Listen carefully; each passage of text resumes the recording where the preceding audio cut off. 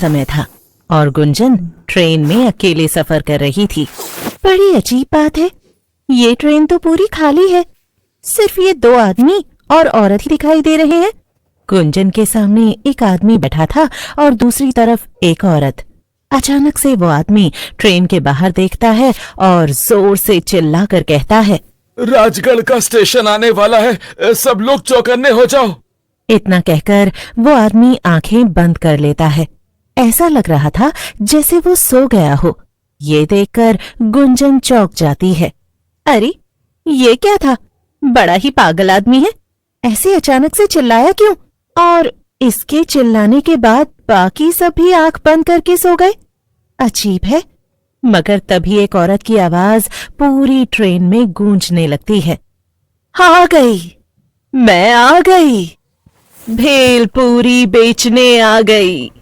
बोलो बोलो, किसे खानी है मेरी लाल लाल चटपटी भेलपूरी?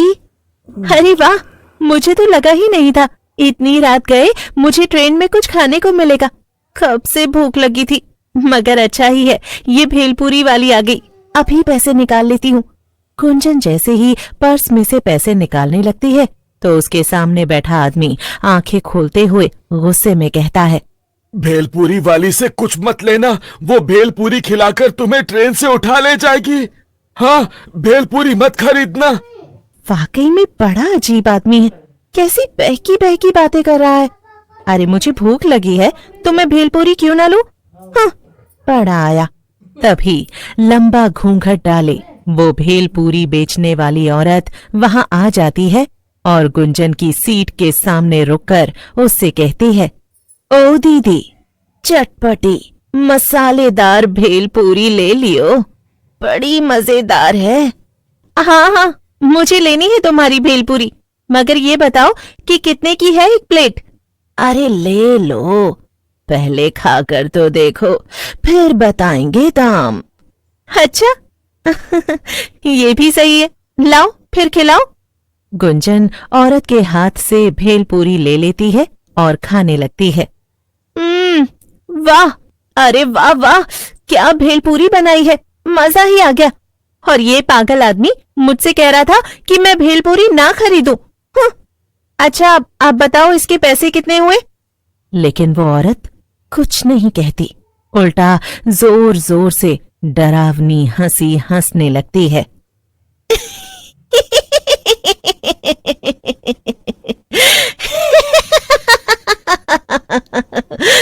पैसे?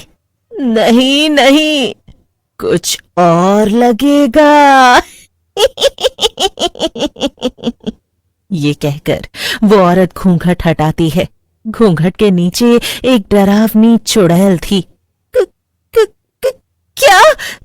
चुड़ैल? तुम तो एक चुड़ैल हो? हाँ, तो मैंने कब कहा कि मैं माधुरी दीक्षित हूँ, हैं?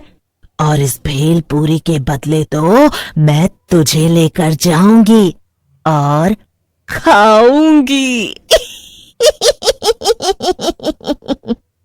उसके चले जाने के बाद ही वहां बैठे बाकी लोग आंखें खोलते हैं और ट्रेन के बाहर देखने लगते हैं। ये तो होना ही था, मैंने उस लड़की को चेतावनी दी थी, मगर उसने मेरी बात नहीं मानी और चुड़ैल उसे अपने साथ ले गई। राजगढ़ स्टेशन आने से पहले हमेशा ही ऐसा होता है। हाँ, अब हम कर भी क्या सकते हैं, हम तो अपना काम कर ही देते हैं ना, जो कि लोगों को चेतावनी देना है। अब उसके आगे हम क्या ही करें। असल में वो दोनों बूढ़े आदमी और औरत पंकज और राधिका थे, जो कि पति पत्नी थे और रामगढ़ गांव में ही रहते थे। वो हर रोज उस ट्रेन से सफर करते थे ताकि लोगों को भेलपूरी बेचने वाली चुड़ैल से बचाया जा सके, मगर उनका ये तरीका भी अक्सर काम नहीं आता था। फिर एक दिन सुबह सुबह पंकज कहता है, राधिका, क्यों ना हम किसी तरह ये ट्रेन चलना ही बंद करवा दे। अगर ट्रेन चलेगी ही नहीं तो चुड़ैल भेलपूरी बेचने आएगी ही नहीं और ना ही लोग गायब होंगे, ना मरेंगे। वो स्टेशन मास्टर है ना रघु भाई, हम उनसे जाकर कहेंगे, उनकी बहुत पहुंच है। वैसे भी इस ट्रेन में ज्यादा लोग आते ही नहीं, वो बात करेंगे तो ट्रेन जरूर बंद हो जाएगी। अच्छा, तो फिर आओ, अभी जाकर उनसे बात करते हैं।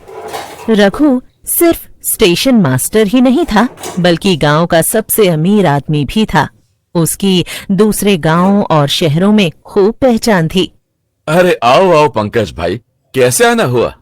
रघु भैया, आप तो जानते हैं कि हमारे स्टेशन से गुजरने वाली जो ट्रेन है, पिछले 3 महीनों से उस पर एक भेलपूरी बेचने वाली चुड़ैल का साया मंडराने लगा है। वो रात को आती है और जो भी उससे भेलपूरी खरीदता है उसे अपने साथ ले जाकर मार देती है। हाँ हाँ, मैंने ऐसी बहुत सी अफवाहें सुनी है, पर मैं क्या करूं? भैया, आप ना ये ट्रेन ही बंद करवा दीजिए। ट्रेन बंद हुई तो ना तो भेलपूरी बिकेगी, ना लोग गायब होंगे।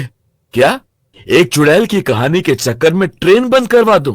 अरे मैं बड़े साहब लोगों को जाकर ये बोलूंगा तो वो मेरे ऊपर हंसेंगे, समझे? मगर रघु भैया, सच तो यही है ना? जो ना माने उससे ट्रेन में रात में सफर करने को कहिए, फिर वो भी इस पर यकीन कर लेगा और ट्रेन बंद करवा देंगे। बेचारा पंकज उदास होकर वापस अपने घर आ जाता है। कुछ नहीं किया ना रघु भैया ने, मैंने तो पहले ही कहा था। अब आप काम पर जाइए और रात में जल्दी लौट आइएगा, हमें ट्रेन में भी जाना है लोगों को बचाने।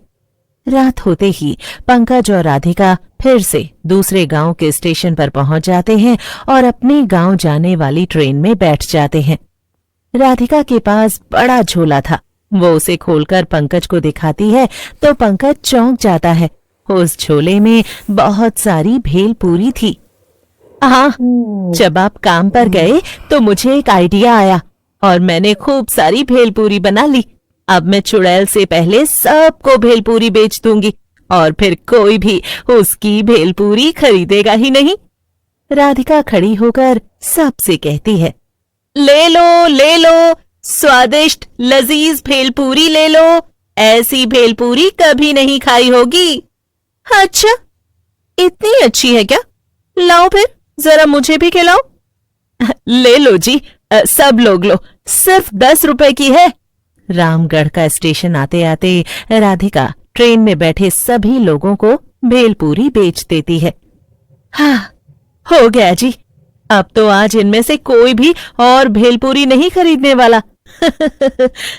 तभी पूरी ट्रेन में चुड़ैल की आवाज गूंजने लगती है। ले लो, खट्टी मीठी भेलपूरी ले लो। पंकज जोर से चिल्लाता है, रामगढ़ स्टेशन आने वाला है, कोई भी घूंघट वाली औरत से भेलपूरी मत लेना, सब आंख बंद करके सो जाओ। इतना कहकर पंकज और राधिका आंखें बंद करके बैठ जाते हैं, लेकिन वहां बैठे बाकी लोग ये देखकर दंग थे। अरे, ये दोनों आंखें बंद करके क्यों सो गए? भेलपूरी वाली ही तो आ रही है, कोई चुड़ैल थोड़ी है। हाँ।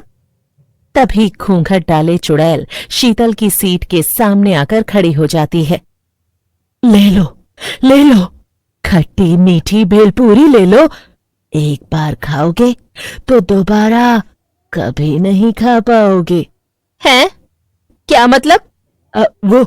मेरा मतलब, एक बार मेरी भेलपूरी खाओगे तो दोबारा कहीं और से नहीं खाओगे। हाँ, वैसे तो हम पहले ही भेलपूरी खरीद चुके हैं, मगर तुम अपनी भेलपूरी की इतनी तारीफ कर रही हो तो खिला ही दो। हाँ, लीजिए ना। लेकिन चुड़ैल शीतल को भेलपूरी देती इससे पहले ही राधिका बीच में बोल पड़ती है, नहीं, इसकी भेलपूरी मत लो, ये एक चुड़ैल है, ये तुम्हें ले जाएगी। क्या? कुछ भी? मैं सच कह रही हूँ, तुमने भेलपूरी खाई तो ये तुम्हें ले जाएगी। अच्छा, मगर मैंने तो तुम्हारी भेलपूरी भी खाई थी, तुम तो मुझे चुड़ैल बनकर अपने साथ नहीं ले गई। देखो, मैं तुम्हें चेतावनी दे रही हूँ, इसे मत खाना। शीतल जैसे ही भेलपूरी खाने जाती है, राधिका उसे रोक देती है और उसकी जगह वो चुड़ैल की भेलपूरी खा लेती है। वाह वाह, चलो फिर अब मेरे साथ मेरा खाना बनने चलो।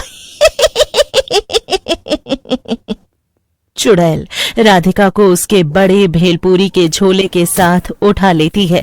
ये देखकर वहां बैठे बाकी लोग चौंक जाते हैं। बेचारा पंकज बहुत रोता है। मगर वो कर भी क्या सकता था। अब तो उसके पास एक ही काम था और वो था अकेले ही लोगों को बचाना।